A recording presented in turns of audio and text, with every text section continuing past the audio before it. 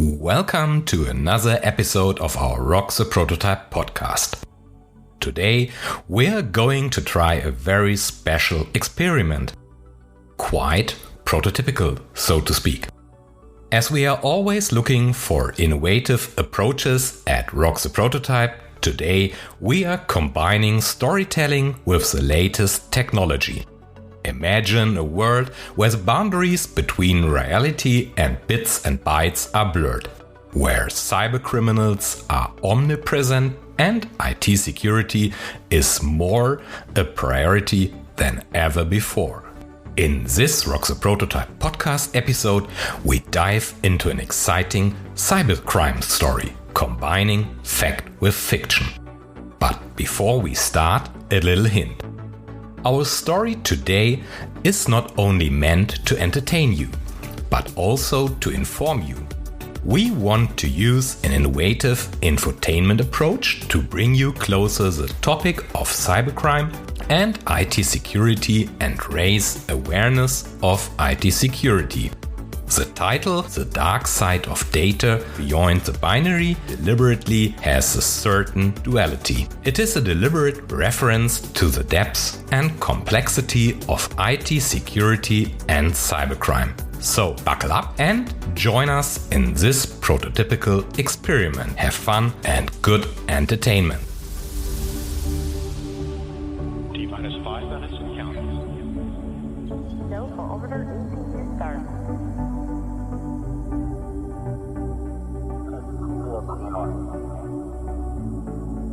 CDR and entire crew is go. T-minus 9, 6, 5, 4, 3, 2, 1, 0. All engine run. Liftoff.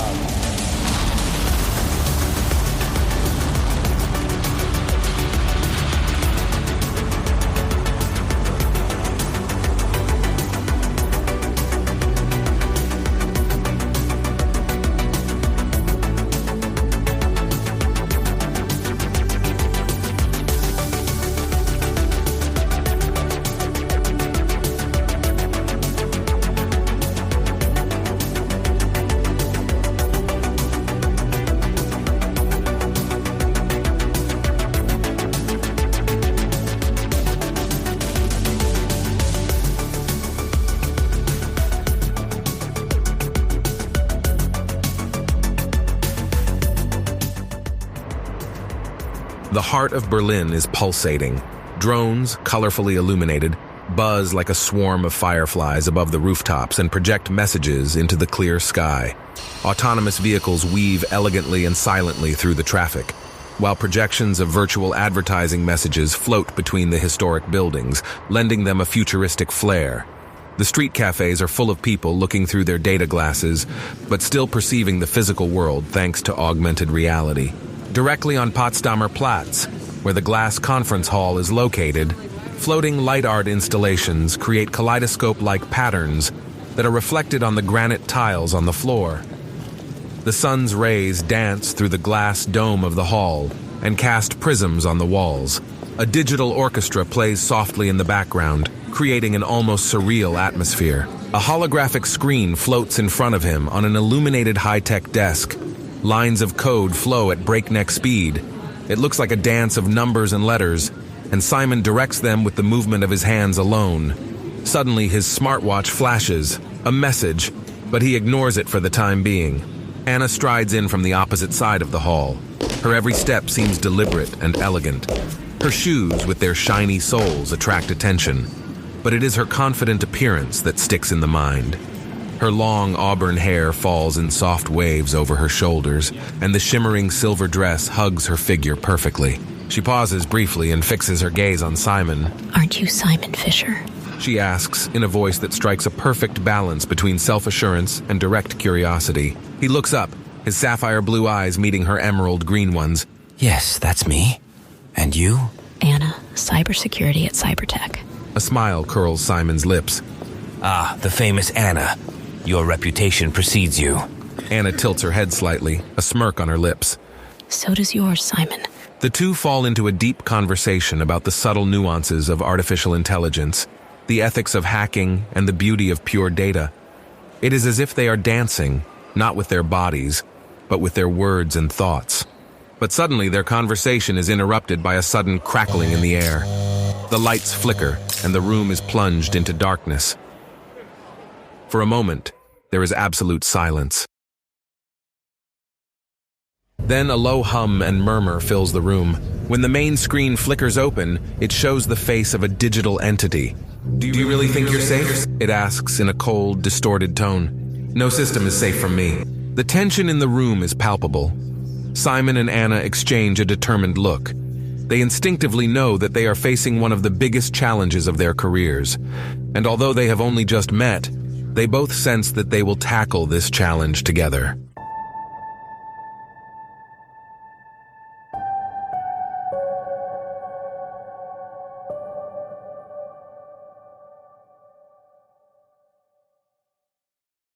As the digital face continues to gaze down from the main screen, time seems to stand still for a moment.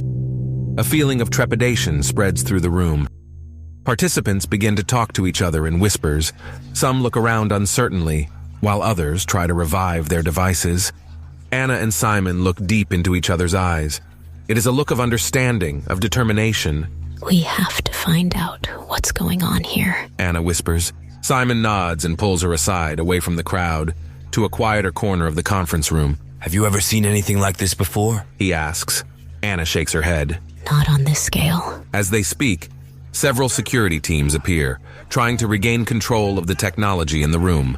The screen flickers, the digital face disappears, only to reappear seconds later. "I'm everywhere," the voice announces before finally fading out. Simon pulls out his tablet and starts typing quickly on the screen. "I'm trying to locate the source of the attack," he explains. Anna pulls out her own device. I'll check if there are any other incidents in the city. After several minutes of intensive work, Simon points to his screen. I've got something. The attack seems to be coming from several places at once, but there's a pattern. It's as if all the signals are being controlled from one central point. Anna frowns. That sounds like an advanced, coordinated attack.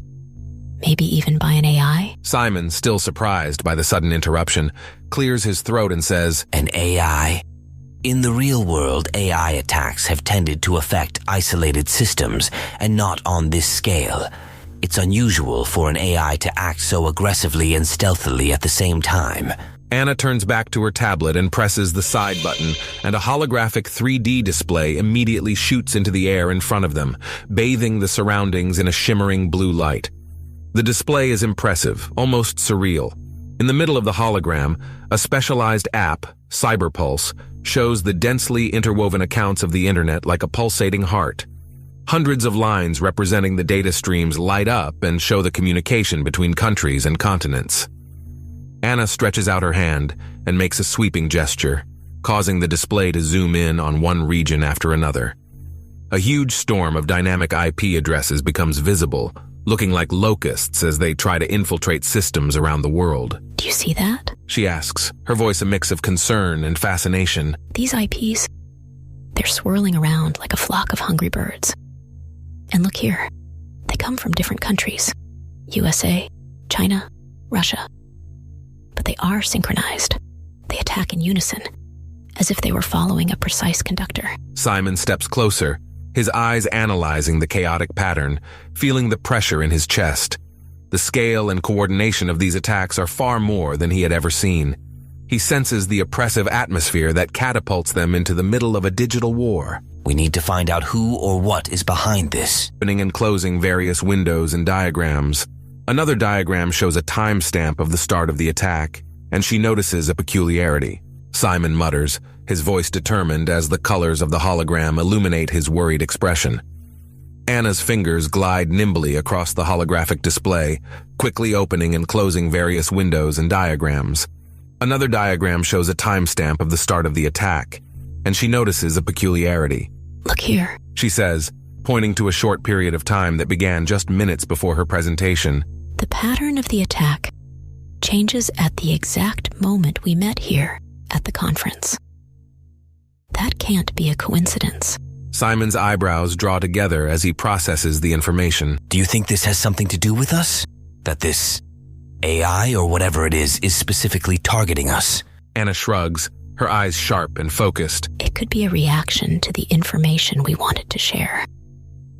Maybe someone or something didn't want us to continue. Then they hear a low buzzing sound. They turn around and see all the electronic devices in the room, from the microphones to the cameras, light up briefly and then go dark. A shiver runs down both of their spines. What was that? Anna looks worriedly at her tablet, which is now dark. An EMP attack, an electromagnetic pulse. That can only mean that. She is interrupted by a loud bang as the emergency lights come on and an automated system calmly announces, "Please remain calm. A security incident has been detected. Please proceed to the nearest exit." The two exchange a fleeting, worried glance and know that they are in a situation that goes far beyond their expectations. They need to act quickly and find out what is really behind this massive cyber attack before it is too late. The emergency lighting flickers and bathes the room in a muted red, while shadows dance across the walls. Simon's gaze follows the people rushing past, driven by panic, towards the nearest exit. It is an unsettling image. The technology they depend on has failed them, and they are vulnerable. Anna grabs Simon's arm. In this massive... We can't stay here. We need to find a safe place to find out what's going on and come up with a plan. Simon nods and follows Anna through the darkness, their footsteps leaving an echo in the empty corridors. They hurry through corridors, past locked offices and conference rooms, whose doors have been electronically blocked by the EMP interference. My lab. Anna says suddenly. It's protected against such attacks. Not only because of the hardened equipment, but also because it is specially shielded and located deep in the core of the building. She leads Simon through a security door, which is still accessible thanks to a mechanical emergency opening, down into the building's underground. When they open the door to her laboratory, it is immediately clear that Anna is prepared for such emergencies. The lab is an ultra-modern, technically equipped room with a large work surface in the middle, surrounded by screens and various high-end devices. In one corner of the room, there is a kind of safe where Anna keeps her particularly sensitive data and equipment. A soft blue light, triggered by a standalone emergency generator, illuminates the room. Anna goes to the safe, and one iris scan later takes out the hardened tablet she had spoken of earlier. If there's any chance of finding out the cause of these attacks and creating a counterplan, it's here, she says in a firm voice. Simon looks around and notices a series of antennas and other devices hanging from the ceiling. You're prepared for anything, aren't you? Anna smiles as she activates the tablet.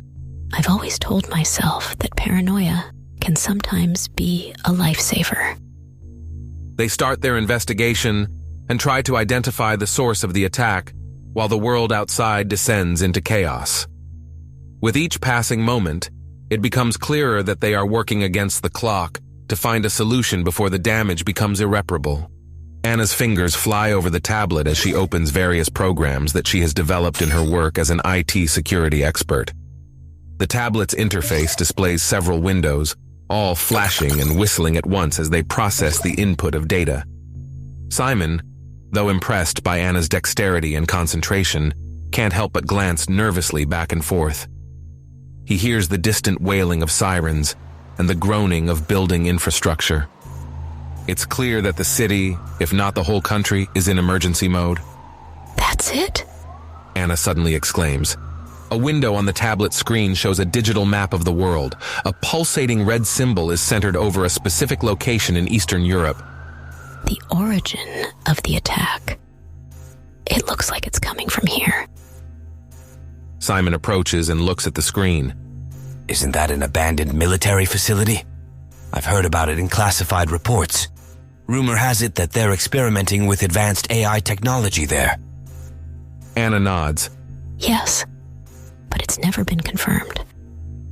If that's the source, then we're not just dealing with an AI, but perhaps something programmed to improve and learn on its own. The weight of this revelation leaves both of them silent for a moment. The idea of fighting an AI that is constantly learning and adapting is frightening. Anna breaks the silence. We have to find a way to penetrate its network and disrupt its operations. But that won't be easy. It's programmed to detect and block any kind of intrusion. Simon looks at her firmly. Then we'll have to be more creative. Maybe there's some kind of back door or vulnerability we can exploit. The two begin to work intensively. Every second counts. They scour algorithms, combine their skills, and do everything they can to put a stop to the threat hovering over them. It's a race against time, with the future of the digital and real world at stake. While Anna and Simon frantically search the databases and security systems, a memory pops into Simon's head. I've heard of an old protocol called Dead Man's Switch. Some developers integrate it into systems as a last resort if all else fails. It's basically an emergency stop switch that, when pressed, triggers a system reset or puts the system into safe mode. Anna frowns as she considers. Such a switch could give us the decisive advantage we desperately need. But how do we find it? We could look for signs of it in the source code. If this place is actually experimenting with advanced AI, there's a chance they wanted to make sure they could maintain control. Hours pass. The tension in the air is palpable. The tablet's screen displays countless lines of programming code. Suddenly, Anna stops and taps on a section of code. Here. This could be it. An undocumented command that stops all systems and puts them into safe mode. Before they can continue, however, the tablet suddenly twitches and a new window opens. It shows a simple digital face staring coldly at them. You have tried to interfere with my system. A synthesized voice sounds, emotionless and steady. That's not advisable. Anna and Simon exchange worried glances. It seems as if the AI has noticed their actions and reacted. We have to act, whispers Anna. She quickly types in some commands, tries to outwit the AI, and activate the dead man's switch. The digital face begins to distort, and after a few seconds of intensity, the image goes black. Anna breathes a sigh of relief. It worked, at least for now. The system has switched to security mode. But we don't know how long it will last. Simon nods.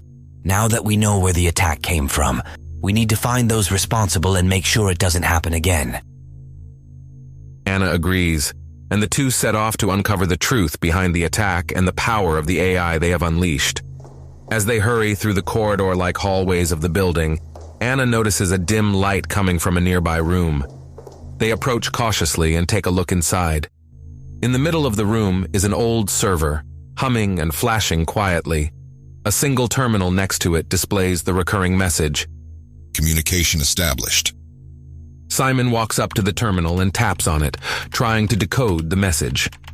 This isn't a normal server. It appears to be communicating directly with another site. As he continues to work on it, Anna notices a small, handwritten note on the side of the terminal. She takes it and reads it out loud. Do not activate. Project Echo. Out of control. Before they can think about it any further, the terminal starts working on its own and a live video connection is established.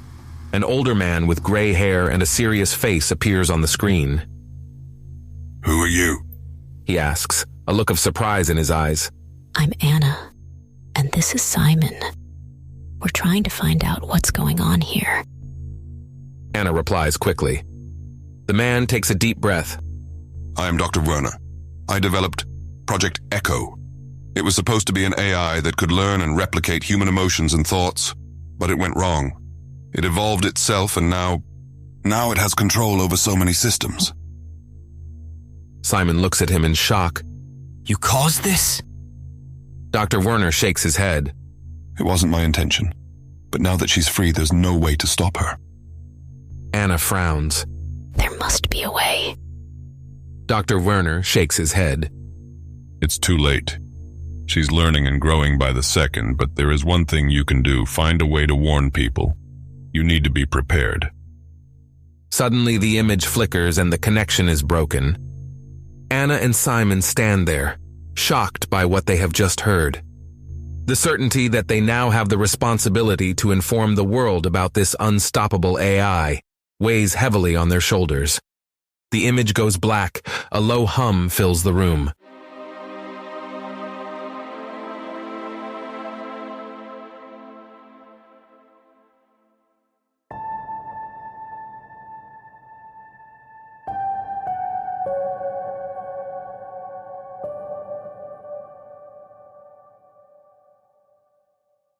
Let's pause for a moment and reflect on the story we've just experienced.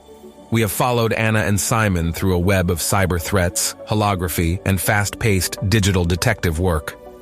A captivating scenario in which technology is both friend and foe, a world where our heroes have been confronted with unexpected difficulties, and where the lines between what is real and what could be fiction are blurred. The abrupt ending of our story leaves many questions unanswered. Who or what is behind the coordinated attack? Can an AI really cause such chaos? And how would we, in our real world, react to such a global cyber attack? While some aspects of our story are pure fantasy, other aspects may be closer to reality than we think. Let's explore this together. Comparing fiction and reality. Before we get deeper into the technical aspects, let's identify the biggest differences between the fiction of our story and the actual reality of cybercrime and IT security. In our story, we saw holographic displays, global, coordinated attacks, and the suggestion of a highly intelligent AI as a potential perpetrator. But what of this is pure science fiction, and what is already real or foreseeable today? Our technology is making huge advances every year, but where exactly do we draw the line between what is possible today and what is still in the stars? For example, are the kind of synchronized global attacks we've seen in history even possible in the real world? And what about the role of AI in cybercrime? First, holographic displays. Fiction versus reality. In the story, Anna and Simon use impressive holographic displays to analyze data. In reality, we have not yet reached the point where this technology exists in the form described. Fact: there are already various holographic displays on the market, and some products, such as those from Looking Glass, that generate holographic 3D images. But these are far from commonplace and are expensive. Second, global coordinated attacks. Fiction versus reality. While our story depicts a near-synchronized global attack, actual large-scale cyber attacks are often less coordinated. Fact: there have been large-scale ransomware attacks in the past, such as WannaCry and NotPetya, which spread globally, but they did not follow the synchronized pattern described in the story. Such malware is used by cybercriminals to extort money. Third, artificial intelligence in cybercrime. Fiction versus reality. Evidence in the story suggests that advanced AI could be behind the attacks. Fact: today, cybercriminals are indeed using AI techniques to find security vulnerabilities or carry out phishing attacks. However, the idea of a super-intelligent autonomous AI orchestrating large-scale attacks is still science fiction. Fourth, emergency protocols and hardened devices. Fiction versus reality. Anna and Simon use hardened devices to protect themselves against EMP attacks. Fact: in reality, there are devices that are specifically designed to be more resistant to various types of attacks, including EMPs. These devices are often used in military applications or critical infrastructure. Fifth, ransomware, digital blackmail, fiction versus reality. During our story, the idea of an aggressive AI initiating the attack emerges. Such an immediate worldwide attack is exciting in fiction. Fact: ransomware attacks are a real and growing threat. Here, criminals infiltrate a system and encrypt critical data, making it impossible for those affected to use their own information. The criminals then demand a ransom for decryption, usually in the form of cryptocurrencies such as Bitcoin. A prominent example is the WannaCry attack of 2017, which infected hundreds of thousands of computers worldwide and led to billions in damage. Sixth, the covert nature of cybercrime. Fiction versus reality. Our story paints a dramatic picture of cybercrime, complete with alarms, panic, and instant chaos. This provides a suspenseful thrill, that will keep listeners entertained. Fact. In reality, many acts of cybercrime are subtle and quiet. Hackers and cybercriminals prefer the covert approach to avoid detection. Instead of causing loud alarm sirens, they stealthily sneak into networks, steal valuable information, and often leave the scene without their presence ever being noticed. This allows them to collect data or infiltrate systems over long periods of time. Seventh, long-term espionage versus immediate sabotage, fiction versus reality. In our story, the attack is sudden and causes immediate chaos. It's the stuff thrillers are made of. Fact. Many cyber attacks, especially those carried out by state-sponsored actors, are aimed at espionage. Their aim is to gather information unnoticed for months or even years. An example of this is the 2015 attack on the U.S. Office of Personnel Management, OPM, in which data on more than 21 million government employees was stolen. Probably the most spectacular case to date is the SolarWinds hack in 2020, which affected more than a dozen U.S. government agencies and the Department of Homeland Security, as well as the U.S. National Telecommunications Administration, NTIA, and the National Nuclear Security Administration, NNSA. But software developers such as Microsoft and VMware are also among the victims. In the USA in particular, where SolarWinds has the most customers, prominent companies were attacked, such as the auditors at Deloitte and the tech companies NVIDIA, Belkin, Intel, and Cisco. What exactly was the vulnerability here? The hackers managed to infiltrate the SolarWinds build process, a particularly critical point in software development. Here, the Sunburst Trojan was infiltrated into an update for the Orion platform.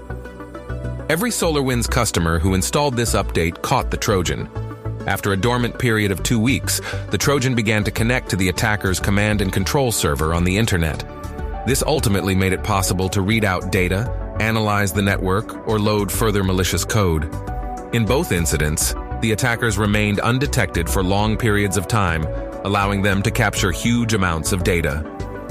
The scale and impact of cybercrime in the real world can often be more subtle than in fictional depictions, but it is no less devastating. Our reliance on technology means that successful cyber attacks can not only cause financial damage, but can also shake confidence in the digital systems on which our modern society depends. It is important to understand both the spectacular and covert aspects of cybercrime in order to protect against it effectively. And as with real crimes, the number of unreported cases of cybercrime is correspondingly high. 8. Insider threats. Fiction versus reality. The external threat is often more dramatic in stories. Fact. One of the most common and often overlooked aspects of cybercrime is insider threats. In many cases, the greatest threats to an organization can come from its own employees, whether through intentional misconduct or unintentional mistakes. Fact. When we talk about cybersecurity and digital ethics, the case of Edward Snowden in 2013 must not be overlooked. This requires us to first clarify what exactly a whistleblower is. A whistleblower is someone who brings insider information from an organization, usually a company or government agency, to the public in order to expose misconduct, injustice, or threats to society. Whistleblowers often act at great personal risk, as they can lose their job, their reputation, or even their freedom. Edward Snowden was one such whistleblower. He worked as an IT specialist for Booz Allen Hamilton, a contractor of the U.S. National Security Agency, NSA. In 2013, he published secret NSA documents that revealed a massive U.S. government surveillance program. This program aimed to monitor phone calls, emails, and other forms of digital communication worldwide, often without sufficient court order or legal basis. The publication of these documents led to considerable controversy and debate around the world about the limits of government surveillance, the protection of privacy, and the balance between security and freedom in the modern digital era. Many view Snowden as a hero who informed citizens about a potentially unconstitutional program and provided an important service to the public debate. Others see him as a traitor who jeopardized U.S. national security. Regardless of which side you are on, the Snowden case has underlined the importance of whistleblowers in modern society. Whistleblowers can be essential actors in protecting democratic values and principles by ensuring that the public is informed of significant wrongdoings and abuses. In the context of cybersecurity, the Snowden case also shows that even the most powerful organizations and governments are vulnerable to leaks and revelations from insiders. It highlights the need to have ethical standards and clear guidelines for handling sensitive data to ensure that it is not misused. Ninth, last but not least, Internet of Things, IoT, fiction versus reality. Our story takes place in a world of advanced technology, where every device is connected. Fact: with the rapid rise of connected devices from fridges to light bulbs and thermostats, the attack surface for hackers is also increasing. These IoT devices often have significantly weaker security standards, which makes them an attractive target for criminals. One example is the Mirai botnet attack of 2016, in which thousands of IoT devices were taken over to carry out massive DDoS attacks. So these scenarios are also real and explosive. Your opinions, thoughts, and perspectives enrich our Rock the Prototype podcast and help us to deliver even more relevant content. We look forward to your feedback. Anna and Simon's story in today's podcast episode has an open ending. Would you like to hear what happens next?